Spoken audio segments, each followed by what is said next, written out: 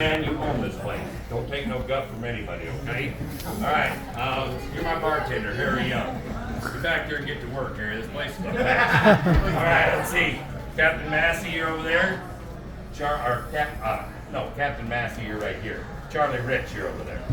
All right, tell you what. I've been talking to these fellas. I don't know what it's like to play cards here in Deadwood. I'm pretty sure they know. They're pretty seasoned to me. What's this fella? He's gonna tell you all about what's going on in this town right now.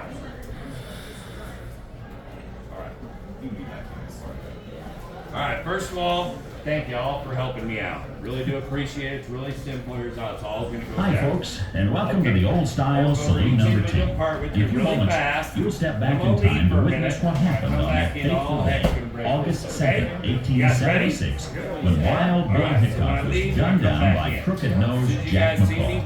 The employees of the number 10 will set the scene for you, so sit back, hang on to your sarsaparilla, and we'll start from the beginning. It was during the latter part of August 1875 Frank Bryant and a party of 7 gazed down into a gulch of tangled, broken trees, which from then on was to be known as Deadwood Gulch. They made their way to the bottom and began to pan for gold. Soon the cry of gold echoed up and down the canyon walls. They hastily built a crude cabin east of their find, but nevertheless went on to prospect throughout the northern hills, only to return on November 8, 1875, to post a claim of their discovery. On the very next day, November 9, 1875, a second group filed a claim just short of 3 miles up the creek. This outlined a stretch that was destined to become known as the richest placer claim area, not only in North America, but the entire Western Hemisphere. As news of this bonanza leaked out, the rush was on, resulting in a flood of mankind from all directions. The Army could no longer stop the invasion of the fortune hunters. By August 2nd of 1876, Deadwood Gulch, now known as Deadwood City, and often referred to as Sin City, had acquired a worldwide reputation as a booming metropolis. Its surrounding hills and creeks were loaded with gold. Even greenhorns were said to be able to find nuggets, well, as they put it, bigger than horse tooths. Its streets were lined with substantial businesses, offering everything from an opera house to dance halls, saloons and banks, stores of every sort, but mainly saloons and gambling dens. Deadwood Gulch was jam-packed with every variety of mankind, good and bad. The likes of Wild Bill Hickok, Seth Bullock, Wyatt Earp, Calamity Jane, Colorado Charlie, California Joe, Preacher Smith. Somewhere between 4,000 to 6,000 of them. They came with greed, lust, and high ideals, but the frenzied excitement that Deadwood provided well satisfied their pioneer spirits. 2 guys named Nuttall and Man couldn't picture themselves seeking their fortune as prospectors, and instead built a house on their placer claim, number 10, which became known as Saloon number 10. On the morning of August 2nd, 1876, Harry Young was tending bar in the number 10. We runs down the hallway, you're all 3 gonna get up? His hair was greased, as was customary for bartenders in gold camps. This was essential as part of a method used by bartenders to collect a little extra loot for themselves. Before reaching into a prospector's coat for a pinch of gold to collect for a given whiskey, the bartender would rub his fingers through his greasy hair, thus oiling them well. He would deposit the unoiled gold dust into the boss's tape, and by again rubbing his fingers through his hair, redeposit the oily flakes where it could be washed out later. It said that there was a bald-headed barkeep who was known to have half a dozen hair pieces, all well oiled. His take was enormous, as the laundering process was more efficient. The dance hall girls had arrived on Colorado Charlie Hunter's wagon train in late June, ready and willing to entertain the thousands of eligible prospectors. Some came with hopes of finding the right man. Others came simply to make their own fortune. Their attire, somewhat more revealing than what was thought to be proper, was looked down upon by those trained in ladylike etiquette. But nonetheless, they brought to the gold rush an air of reckless, dazzling excitement. By August 2nd, 1876, they were well established up and down Deadwood City's main street, working around the clock in one fashion or the other. Honky-tonk piano and their songs of promising spirit filled the air. Many an unlucky prospector could find hope for tomorrow, for he knew what the night would bring. Good afternoon. How you doing today? Hey, don't go anywhere. Fellas?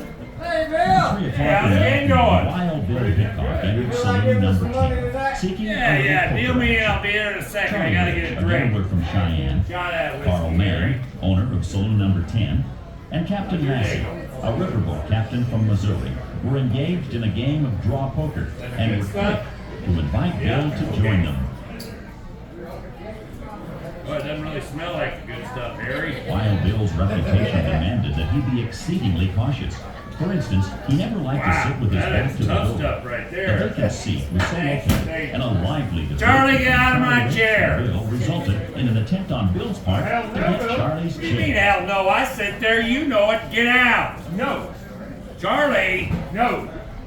This is my lucky chair. Bill was not given his request, and grudgingly, with great hesitation, took the empty chair. But after a few minutes, he Hey, stood up Charlie, and I again can't sit asked here. I Charlie don't care for how his lucky you chair. think that chair is. Get out of it now. Hell no, I won't.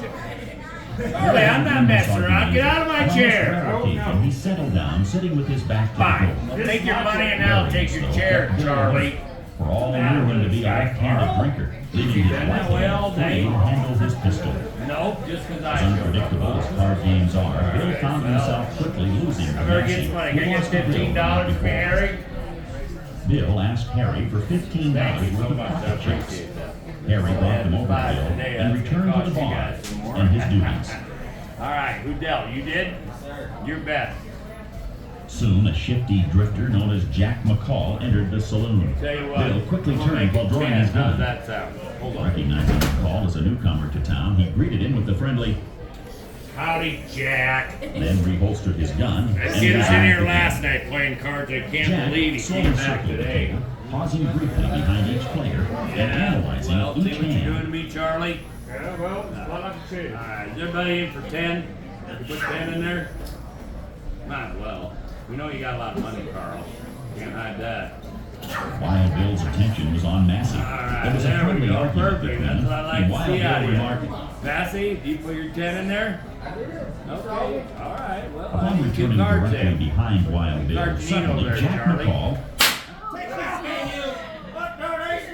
You gotta stay put. the bullet struck Bill in the back of the head, coming out of his left cheek and lodged in Captain Massey's left arm. Go get it. Go What get he was holding were aces and eights, forever known as the dead man's hand. All fled the saloon except Carl Mann, who was held at bay by McCall. Jack snapped the trigger of his gun several times. It failed to fire. He then ran out the door and up the street. He was found hiding in a building behind a butcher shop. Later on in the day, he was tried in a miner's court. The jury, being tainted and influenced by a deceitful defense, found McCall not guilty, and he was released.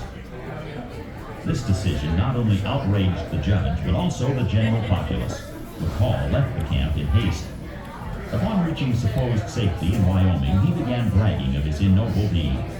Word of this reached the U.S. Marshal, who tracked McCall down, arrested him, and sent him to Yankton to be tried again in Dakota Territory. It was determined, since the first trial was held in Indian Territory, that it was not legal. McCall was found guilty and hung for his cowardly crime. He was buried in an unmarked grave on the edge of town. Later, as the town grew, the cemetery was moved. As the coffins were opened, one corpse was found with a rope around its neck. It was easily identified as Jack McCall, the assassin of Wild Bill.